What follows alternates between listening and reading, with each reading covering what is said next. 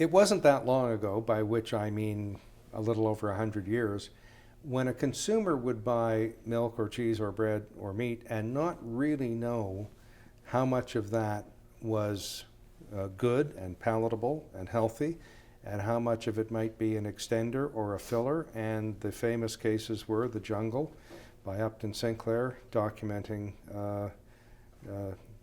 waste in beef. Blockchain is predicted to be a solution to that issue, even though we don't have such contamination right now. But the provenance of food, where it came from, what shipping route it took is important. Speak to that issue, please. Yeah, I think consumers are caring more and more about what they're buying and especially what they're ingesting into their bodies. And you're seeing that with the rise of the craft beer industry that is gaining a lot more market share, where people want to buy local, they want to buy organic, and they want to feel like they're making a difference to their bodies, but also to the environment. So there's a lot of factors there. So consumers care more and more about what they're purchasing. And we're living in a world that has more complex supply chains than existed about 100 years ago. So it's less about local production and local consumption. It's more about a worldwide distribution of products, which involves more parties that we don't know that may interfere with the products, and that increases the risk that there could be fraud, there could be counterfeit, and there could be bad things that happen, which a consumer doesn't quite realize when they're buying a product. Even just watering down the product. Exactly, and having done some work in the cannabis space that has a lot of trust issues around the products, it's quite often the case where we see watering down or people inserting supply into the supply chain that just comes from outside or from the gray markets, so it's quite frequent. And even without those scary thoughts, when we read the back of a corn cereal box, Right. let's say, and it says 100% no sugar added, blah, blah, blah, that doesn't mean there's no sugar. I mean, Exactly. it still may have, and the consumer is left not entirely believing the label. Is blockchain going to address that? Yeah, blockchain is definitely an enabler to address that. And I think an example of that was McDonald's having the 100% Canadian beef, which was in fact just the name of the company, not in the reality of it being 100% actual Canadian cattle beef, right? And so what blockchain does is it creates that visibility and that transparency into a supply chain so that different purchasers and suppliers or even consumers could have that visibility and that assurance that what they're getting is really what it is. And I'm reading into what you said perhaps, but can the use of blockchain be a tool in the hands of consumers to expose mislabeling? Yeah, so there's different types of blockchains. At the first sense would be public networks where people would be able to go in and participate in the network and have visibility into what's happening. So blockchains could be used for consumers to report stuff, but so can just general rating systems and rating sites. And I think nowadays, an example I love of that is the restaurant business, that people won't go to restaurants anymore before checking the rating and before seeing there's a good rating. So there's a lot of power in those rating systems that exists on TripAdvisor or Yelp or wherever you go that could still be used for that. The blockchain in reality just allows the supply chain participants and the brand owners really to differentiate themselves and their brands. But blockchain won't be an opinion on how much I like the restaurant. It will be a fact about how much beef is in that beef patty, won't it? Exactly. So if we have trusted data that's coming into the blockchain, it would become an immutable source that we could always look back at the history. The history can't rewrite itself. Someone can't come in and change what had actually happened. So it becomes a more trusted place for people to review history. Not that long ago, I was involved in a food recall, and I was also involved in listeriosis. And with the food recall, the manufacturer simply said, well, we couldn't possibly recall all of our product because we don't know where it's gone. Fundamentally, when it gets in a truck and starts going down the road and parts of it are delivered to certain retailers and on it goes, they said it would be a nightmare to try to get it back. Can blockchain address that? Yeah, so blockchain helps bring all the participants in the supply chain onto the same page. So at all times, we know where a product is. At all times, we followed product from start to finish, and we can know if there's a problem with one product in particular, or one SKU, or one batch, and we could perform a recall and contact the people that have that. In a lot of today's world in supply chain, you receive something, and you hand it off to someone, and you lose visibility into what happens. So it really removes the walled gardens and creates an even level playing field for everyone to Now, follow product. Forgive me, you're talking about nice things like craft beer and healthy food, and a crisis manager thinks of horrible things and dreams up the worst case scenario. For me, that's food as a weapon of mass destruction. Terrorists typically engineer a small event, stampede people somewhere or evacuate them or something, and then a bigger event harms more people. Now, it isn't I who invented this, but the notion of poisoning the food supply for emergency responders has been around at least since the Oklahoma City bombing, where they kept their food supply safe.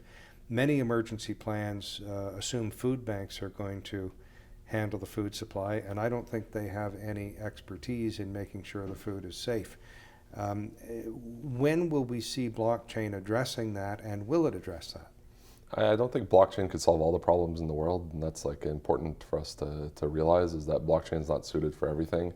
It's suited for specific events where there's a lack of trust, and it's an enabler to help us create trust in an environment that lacks it. So if there is a lack of trust around who is managing the food supply or who is managing all these different things, if there needs to be a recourse or something, we could have the supply and the ownership of this supply on distributed ledger technology, so that governing bodies could have the confidence that it is where it says it is, right? And that we have the proper supply, and if something happens, we know where it's coming from and from who it's coming from.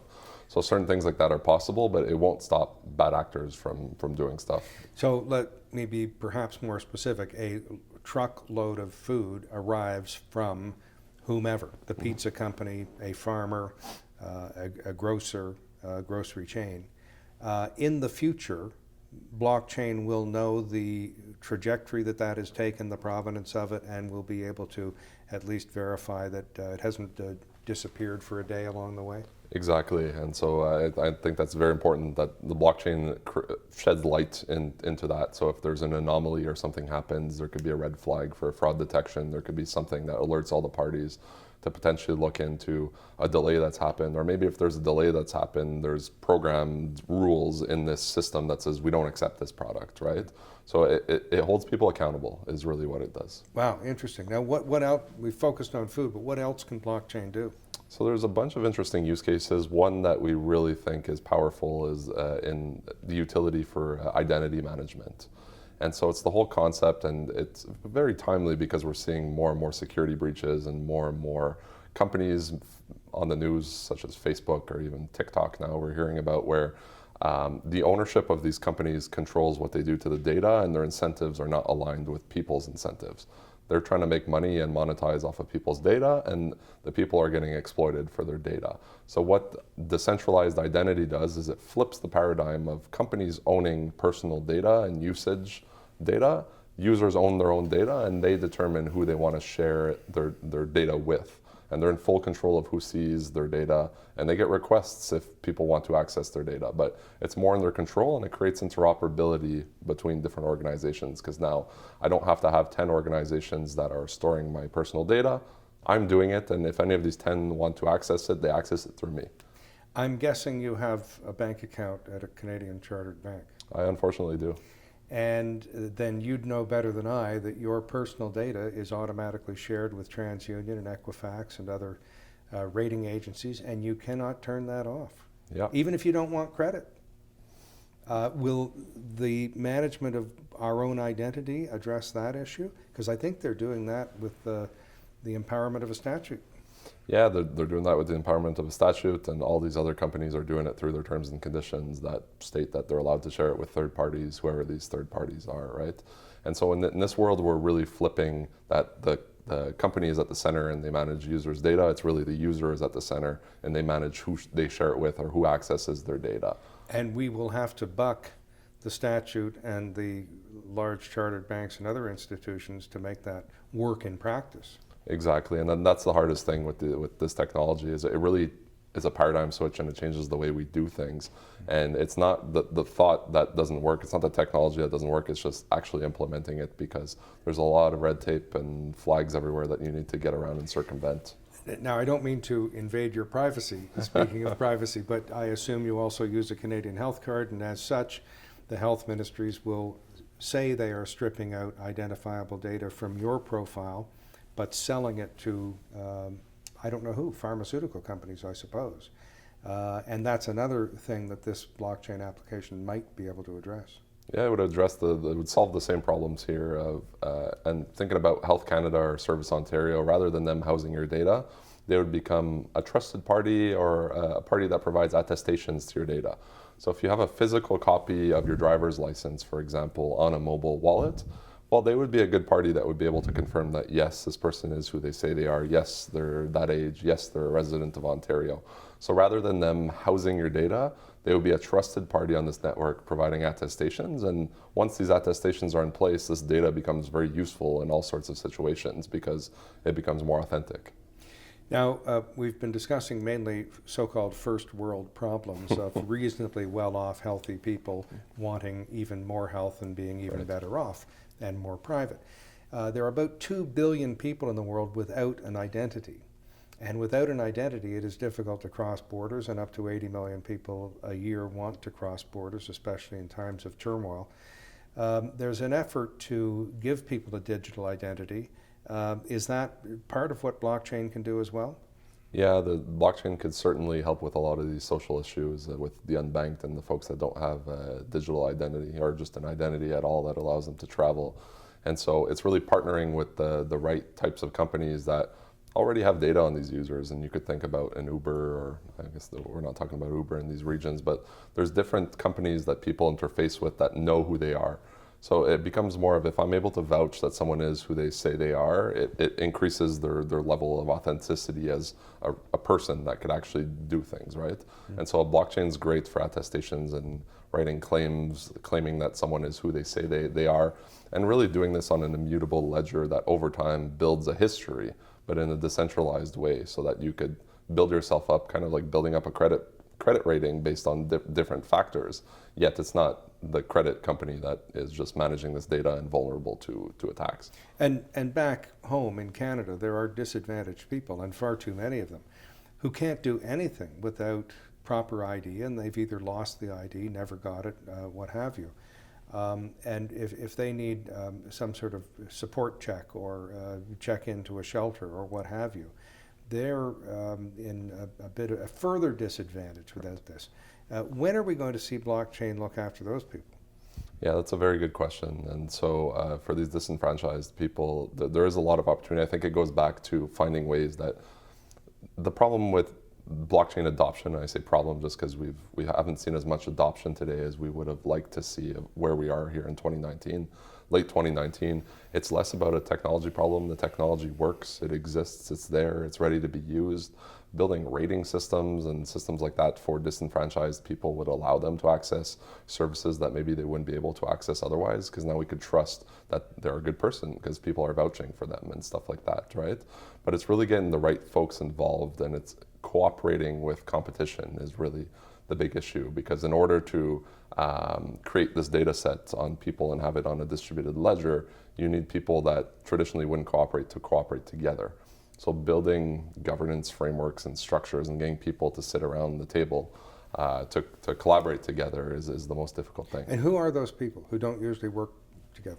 So an example back to the banks, right? The banks share data with the credit bureaus and stuff like that. But if the banks were wanting to do an identity system because they all have identity information about different clients, there's probably overlap on there. There would be a lot of cost benefits, but also user experience benefits if we just had more of an interoperable data set, right? So imagine 5 banks that are going at each other every day, sitting down and being friends to try to figure out this problem that would, in fact, would have a lot of social benefits to it. Well, in addition to banks, you have governments and civil servants who are, let's say, more of my age than your age, maybe thinking more about protecting social insurance numbers than getting into blockchain, and yet they do move data around with some respect for privacy, meaning health information, health card numbers, et cetera, so that's the kind of collaboration you're also talking about? Yeah, it's finding these clusters, and that's the reason why there hasn't been adoption, is finding these proper clusters. And so one of the things we're doing in the US right now is building a cluster of firearm owners. So we're trying to facilitate the safe transfer of firearm ownership. So people are held accountable for transferring firearms between each other. Because there's a lot of law-abiding citizens and they're trying to do the right thing. They just need a tool for them to be accountable and do the right thing. And so it's finding... Which may be not exchange firearms with a particular person. It could potentially be that, but if I want to sell a firearm and there's a big culture of hunters and collectors and that's what they do, right? But if I want to do that, then I want to know the person I'm transferring it to has a clean record. I want to know they've done training courses. I want to be able to ensure that if I'm giving this thing that is potentially dangerous, it is dangerous, that the person I'm giving it to is a proper person and people have vouched for this person. Well, this is a big topic, I don't mind telling you, and good for you on the work you're doing. Thank you. It seems to have enormous promise. What did I forget to ask you? Who my favorite hockey team is. Well, you're a Montrealer, so I don't think we have much ground to plow there. Anything you'd like to add?